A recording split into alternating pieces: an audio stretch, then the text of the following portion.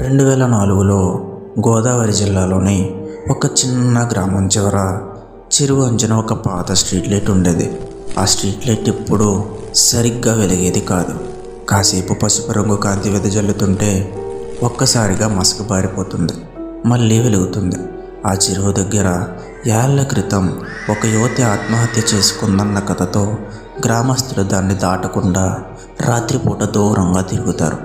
ఆమె ఆత్మ ఇప్పటికీ ఆ స్ట్రీట్ లైట్ కింద తిరుగుతూనే ఉంటుంది అని చెప్పేవారు. కానీ నగరంలో చదువుకున్న రామకృష్ణకు ఇవన్నీ మూఢనమ్మకాలే. ఒకసారి స్నేహితులతో భూతాల గురించి మాట్లాడుతూ ఉంటే వారు ఆ స్ట్రీట్ లైట్ కథ చెప్పి భయపడ్డారు. రామకృష్ణ నవ్వుతూ అవన్నీ కల్పితాలు, నేను ఈ రాత్రి వెళ్ళి చూస్తాను అని ధైర్యంగా చెప్పేశాడు.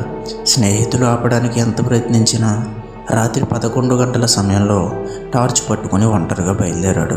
గ్రామం చీకటిలో నిద్రపోతుంది. కుక్కలు అప్పుడప్పుడు మురిగి ఆ నిశ్శబ్దాన్ని చీలుస్తున్నాయి. రామకృష్ణ వీధుల్లో నడుస్తూ చెరువు దారికి వచ్చాడు. గాలి ఒక్కసారిగా బలంగా వీస్తూ చెట్ల ఆకులు రాసుకుంటున్న శబ్దం మరింత భయానకంగా అనిపించింది. వీధి స్ట్రీట్ లైట్ పసుపు వెలుగుతో మసకబారిపోతుంది. అతడు దగ్గరగా అడుగు వేయగానే ఒక్కసారిగా ఆ స్ట్రీట్ లైట్ ఆరిపోయింది. అతని చేతిలోని టార్చ్ కూడా కదిలేలా కాంతి చల్లడం మొదలుపెట్టింది. గుండెల్లో గట్టిగా కొట్టుకుంటున్న దడను ఆపుకొని ఇది కేవలం యాదృచ్ఛికమని తనను తాను నమ్మించుకున్నాడు.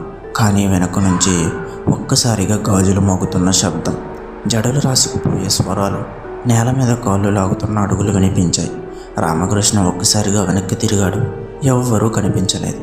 భయం నెమ్మదిగా పెరుగుతున్నా ఇంకా ధైర్యంగా ముందుకు నడవసాగాడు. అతను చెరువు అంచు దగ్గరికి రాగానే దూరంలో తెల్ల చీర కట్టుకున్న ఒక ఆడది కనిపించింది. ఆమెలో ఏదో విచిత్రం. కాళ్ళు నేల మీద రాసుకుంటూ కదులుతున్నాయి. తల వంచి జుట్టు ముందుకు జారిపడుతూ ఉంది. రామకృష్ణ కళ్ళతో బిగిగ్గా చూడగానే గుండెల్లో భయం ఉరకలు వేయడం మొదలైంది. కానీ తనను తాను ధైర్యం చేసుకుంటూ ఎవరో సరదాగా చేస్తున్న ఆట అని భావించాడు.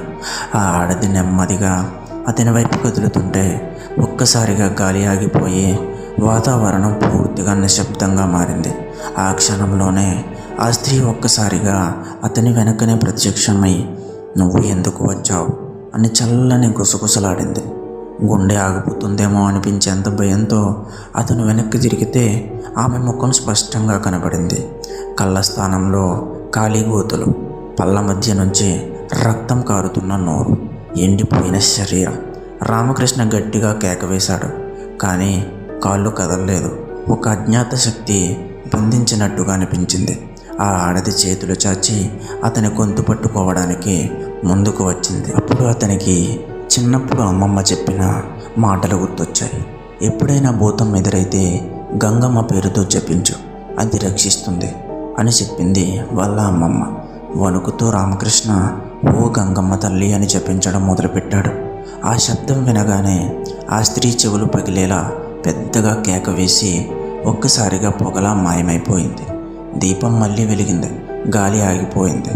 రామకృష్ణ భయంతో నేల మీద పడి స్పృహ తప్పిపోయాడు. మరుసటి రోజు ఉదయం అతని స్నేహితులు వెతుకుతూ వచ్చి చెరువు దగ్గర అపస్మారక స్థితిలో పడ్డ అతన్ని కనుగొన్నారు.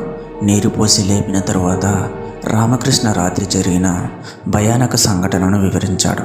ఆ కథ విని గ్రామ పెద్దలు ఇలా చెప్పారు. ఏళ్ల క్రితం ఇక్కడ ఒక యువతి చెరువులో దూకి చనిపోయింది. అప్పటి నుండి ఆమె ఆత్మ ఈ దీపం కింద తిరుగుతూనే ఉంది. అందుకే మేము రాత్రి వేళ ఈ దారిలో ఎప్పుడూ నడవం.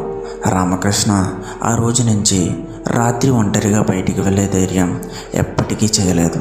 ప్రతిసారి ఆ వీధి దీపం వెలుగును దూరం నుండి చూసినప్పుడల్లా అతని గుండెల్లో చల్లని భయం పుట్టేది.